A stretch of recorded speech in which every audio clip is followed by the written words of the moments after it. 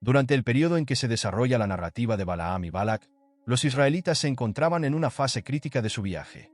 Después de décadas de peregrinación por el desierto, finalmente estaban a las puertas de la tierra prometida, la tierra que Dios había prometido a Abraham y a sus descendientes. Esta tierra, situada en el Medio Oriente, abarcaba lo que hoy conocemos como Israel, Palestina, Jordania y otros territorios adyacentes. Los israelitas habían salido de Egipto bajo el liderazgo de Moisés, cruzando el desierto durante 40 años. Durante ese tiempo, enfrentaron numerosos desafíos, desde la falta de comida y agua hasta batallas contra pueblos hostiles. Cada uno de estos desafíos moldeó la identidad de la nación de Israel, reforzando su dependencia de Dios y su confianza en las promesas divinas. Ahora, acampados en las llanuras de Moab, al este del río Jordán, justo enfrente de la ciudad de Jericó, estaban listos para tomar posesión de la tierra prometida. Las llanuras de Moab eran fértiles y extensas, proporcionando suficiente espacio para albergar la gran multitud de israelitas. Pero esta presencia en Moab despertó temor y desconfianza en el reino vecino. Moab era una nación situada en lo que hoy es Jordania, y sus territorios se extendían a lo largo de la margen oriental del río Jordán. Moab e Israel compartían una historia antigua, con lazos familiares, ya que los moabitas eran descendientes de Lot, sobrino de Abraham, mientras que los israelitas eran descendientes de Jacob, nieto de Abraham. A pesar de esta conexión ancestral, la relación entre las dos naciones era tensa. La preocupación del rey Balac, el monarca de Moab, estaba en gran parte ligada a las victorias recientes de los israelitas sobre los amorreos y otros pueblos vecinos. Temía que Moab pudiera ser el próximo objetivo de la expansión israelita.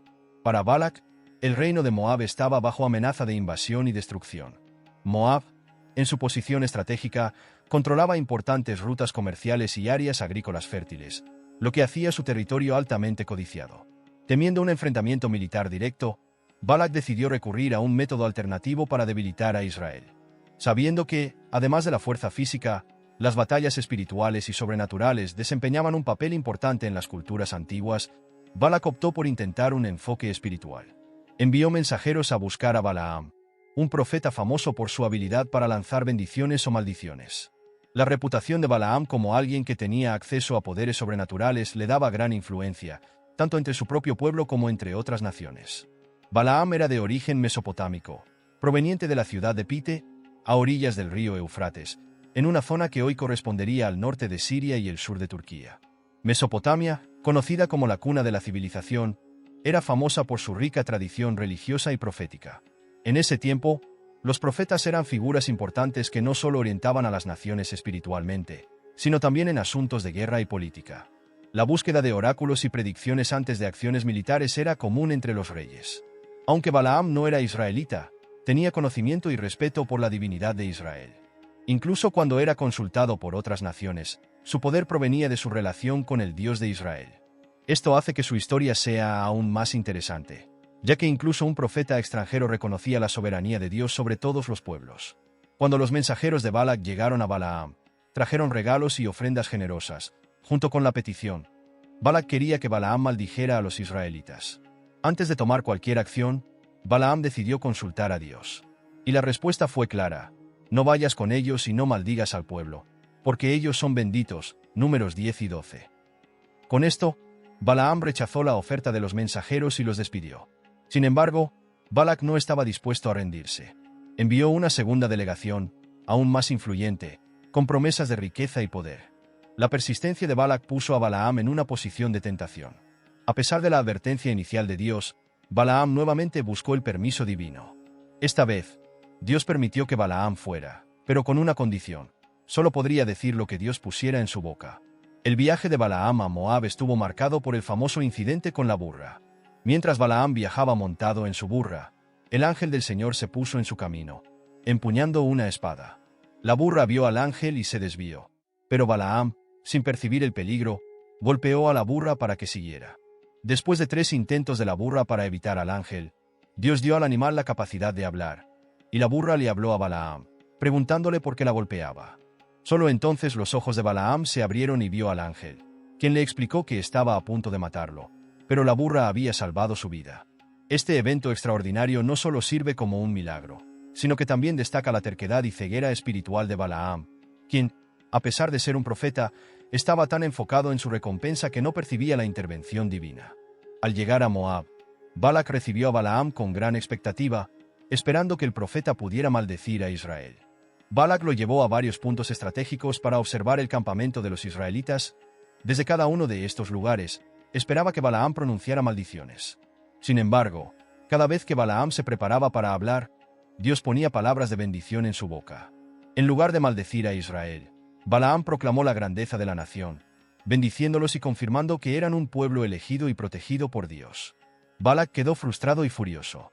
Había pagado un alto precio y esperaba una maldición para debilitar a sus enemigos, pero lo único que recibió fueron palabras que exaltaban a Israel. Aún así, intentó cambiar de estrategia, llevando a Balaam a otros lugares, creyendo que tal vez desde otra posición el profeta podría finalmente lanzar la maldición. Sin embargo, el resultado fue el mismo. Israel continuó siendo bendecido. A pesar de su incapacidad para maldecir a Israel, Balaam encontró una manera traicionera de causar daño. Aconsejó a Balac usar a las mujeres moabitas y madianitas para seducir a los israelitas, llevándolos a involucrarse en idolatría y prácticas inmorales. Al mezclarse con las mujeres extranjeras, los israelitas fueron llevados a adorar a Baal Peor, un dios pagano, violando directamente los mandamientos de Dios. Esto provocó la ira divina, y una plaga devastadora golpeó el campamento israelita. La plaga continuó hasta que Faíns, nieto de Aarón, tomó una acción drástica. Cuando vio a un israelita llevando abiertamente a una mujer madianita al campamento, desafiando la orden de Dios, actuó rápidamente. Tomando una lanza, Faíns entró en la tienda donde estaban los dos y los mató.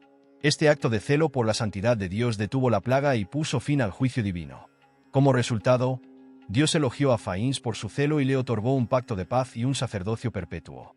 Más tarde, Dios ordenó a los israelitas vengarse de los madianitas por haber seducido al pueblo y haberlos apartado de Dios.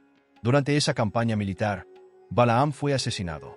Su muerte fue un símbolo del juicio de Dios sobre aquellos que, aun estando dotados de dones espirituales, eligen la desobediencia y la codicia.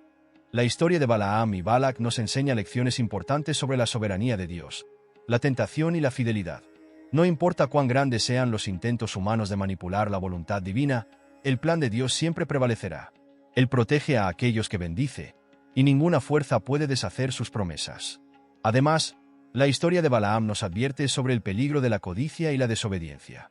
Incluso siendo un profeta, Balaam permitió que el deseo por recompensas lo cegara, llevándolo a la destrucción.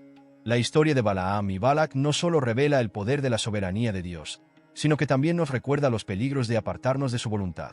No importa cuánto intenten los demás influenciarnos, cuando nos mantenemos firmes en las promesas de Dios, somos bendecidos y protegidos. Si disfrutaste de esta historia y quieres profundizar en más lecciones bíblicas que inspiren y desafíen tu fe, asegúrate de suscribirte a nuestro canal. No olvides darle me gusta a este vídeo y activar la campana de notificaciones para que nunca te pierdas nuestras próximas historias y reflexiones bíblicas. Comparte tus pensamientos y déjanos saber en los comentarios qué otras historias bíblicas te gustaría escuchar. Gracias por vernos, y que las bendiciones de Dios te acompañen.